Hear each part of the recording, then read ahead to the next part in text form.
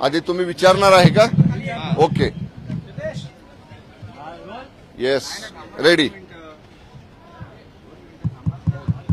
Sir, Jarange Patil यांच्या मुद्द्यावरून आता विरोधी पक्ष जे आहेत ते आरोप करू लागले आहेत. यांच्या मागे बोलवतात आणि मुख्यमंत्री किंवा दुसरे उपमुख्यमंत्री अजित पवार तर नाहीत ना, असा आरोप आता करू लागले. नाही, विरोधकांना बघा आरोप करण्याशिवाय दुसरं काही काम नाही.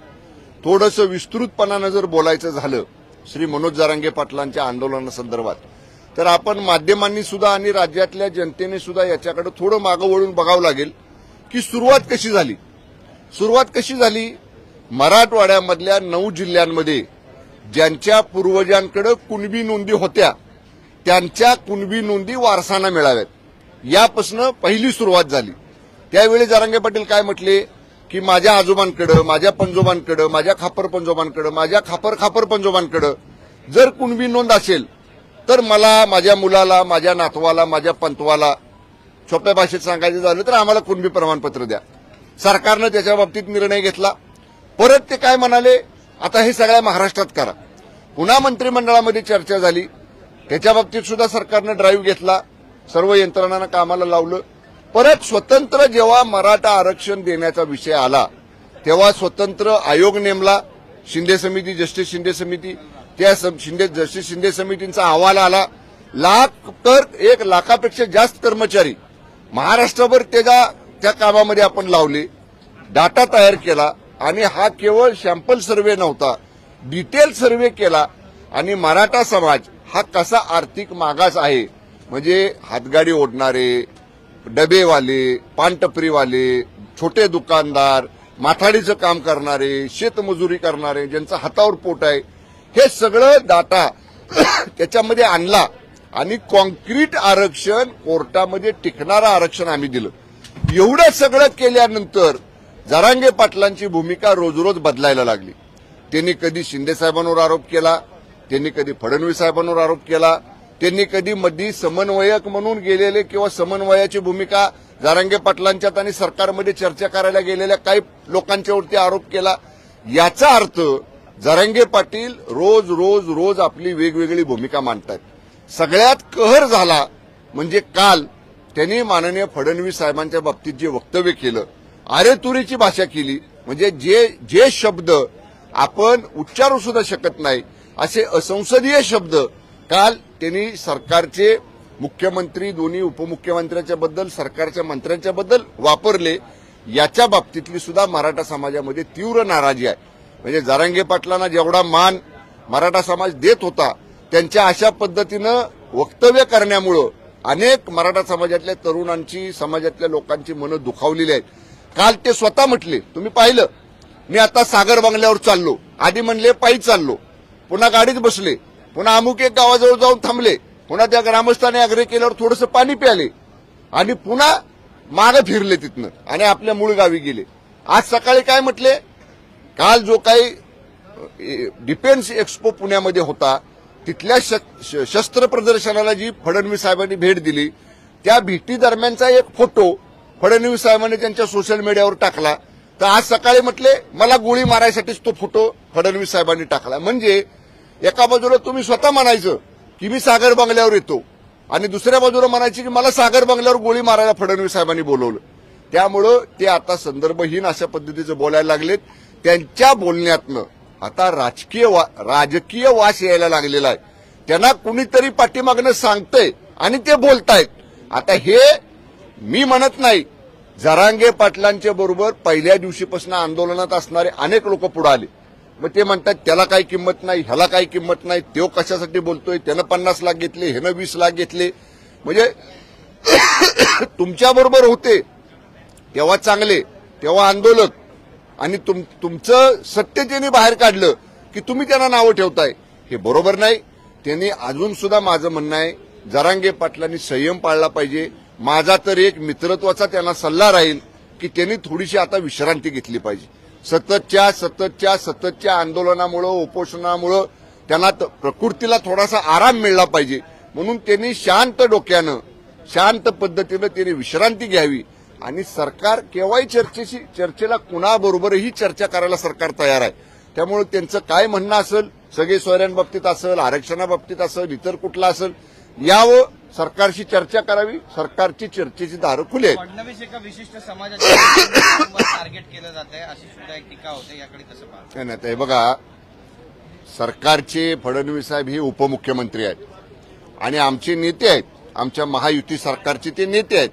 आमच्या नेत्यांना जर असं कुणी नाहक टार्गेट करून जर त्यांच्याबद्दल कुणी अशा पद्धतीचा उल्लेख, एकेरी उल्लेख, दमदाटीचा उल्लेख आणि त्यांच्यावर टीका करण्याचं काम जर कोणी करत असेल तर बिलकुल महायुतीमधले कुठलेही पक्ष, कुठलेही नेते, कुठलेही कार्यकर्ते ते कधीही सहन करणार नाहीत. आपण पाहिलं असेल, काल अनेक महायुतीतल्या नेत्यांनी सांगितलं की असा एकेरी उल्लेख जर जरांगे पाटलांनी थांबवला नाही तर त्यांना त्याचे भविष्यात होणारे परिणामाला सामोरं जावं लागेल. सरकारमध्ये जेव्हा नारायण राणेंनी एकेरी उल्लेख केला होता ठाकरेंचा, त्यांना भरल्या ताटावरून उठवलं होतं, त्यांना अटक झाली होती. जरांगे पाटील ज्या पद्धतीने टीका करतायत, शिवराळ भाषेचा वापर करतायत, सरकार अजूनही काही कारवाई करण्याच्या मनस्थितीत आहे की संयमाची भूमिका गंभीर? सरकारनं हा विषय पूर्णपणे गृह विभागाकडे सोपवलेला आहे.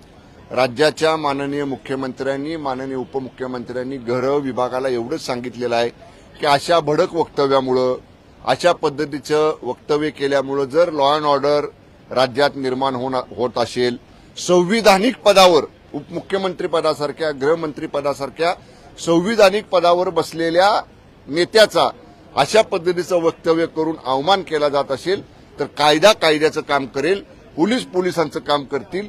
त्यांची सगळी वक्तव्य तपासली जातील, त्यांच्या सगळ्या वक्तव्यांची चौकशी केली जाईल आणि निश्चितपणे कायदा सुव्यवस्था अबाधित राखण्यासाठी जे जे करावं लागेल ते आमचे पोलीस निश्चितपणानं करतील. मी सांगितलं ना, त्यांच्या स्क्रिप्टमधनं, त्यांच्या बोलण्यामधनं राजकीय वास कालपासून यायला लागलेला आहे आणि त्याच्यामुळं त्यांच्याबरोबर असणाऱ्या लोकांची संख्या सुद्धा आता कमी व्हायला लागलेली आहे. तुम्ही बघा, त्यांनी सांगितलं 24 तारखेला का 23 तारखेला महाराष्ट्रामध्ये रस्ता रोको करा, गावागावात करा. ऐकलं असेल तुम्ही. म्हणजे मला माध्यमांचं सुद्धा थोडंसं आश्चर्य वाटतं की जरांगे पाटलांचं एक शब्द आपण दाखवता, ठीक आहे, आता त्यांनी सांगितलं रस्ता रोको करा, तुम्ही दाखवायला पाहिजे होतं महाराष्ट्रातल्या गावागावातली परिस्थिती की रस्ता रोको किती ठिकाणी झाला, त्याला किती प्रतिसाद मिळाला. लोकांचा आता त्याला प्रतिसाद हळूहळू कमी व्हायला लागलाय. त्याचं कारण जी धरसोड वृत्ती जरांगे पाटलांचे, आज एक बोलायचं, उद्या दुसरं बोलायचं, परवा तिसरं बोलायचं, आज ह्याला शिवीगाळ करायची, एकेरी उल्लेख करायचा, उद्या त्याला शिवीगाळ करायची, त्याचा एकेरी उल्लेख करायचा. त्यामुळं मराठा समाजानं सुद्धा आता हे ओळखलेलं आहे की जे द्यायचं ते सरकारनं आपल्याला दिलेलं आहे. अजून सुद्धा द्यायची वेळ असेल तर सरकार सकारात्मक आहे. त्यामुळे या महायुती सरकारवर मराठा समाजाचा विश्वास आहे. छत्रपती शिवाजी महाराजांची शपथ जे राज्याचे मुख्यमंत्री घेतात ते घेतलेली शपथ पूर्ण करून दाखवतात. हे या विधेयक जे मंजूर केलं विधानसभेनं त्याच्यामुळे सिद्ध झालेलं आहे.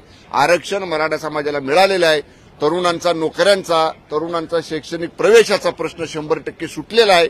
त्यामुळं विनाकारण याच्यामध्ये आता कुणीही हे भडकवण्याचं काम करू नये.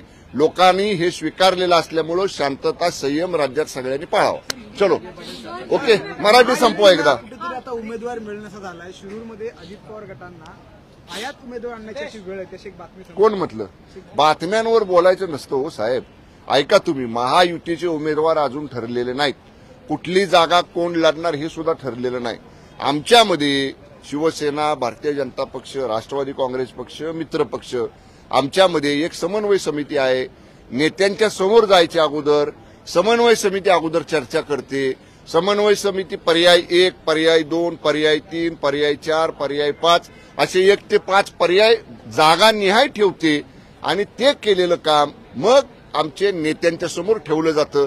अजून समन्वय समितीतच चर्चा सुरू नाही तर हिथं उमेदवार मिळत नाही, तिथं उमेदवार मिळत नाही, हिथं निर्यात केला, तिथं आयात केला, असलं काहीही नाही.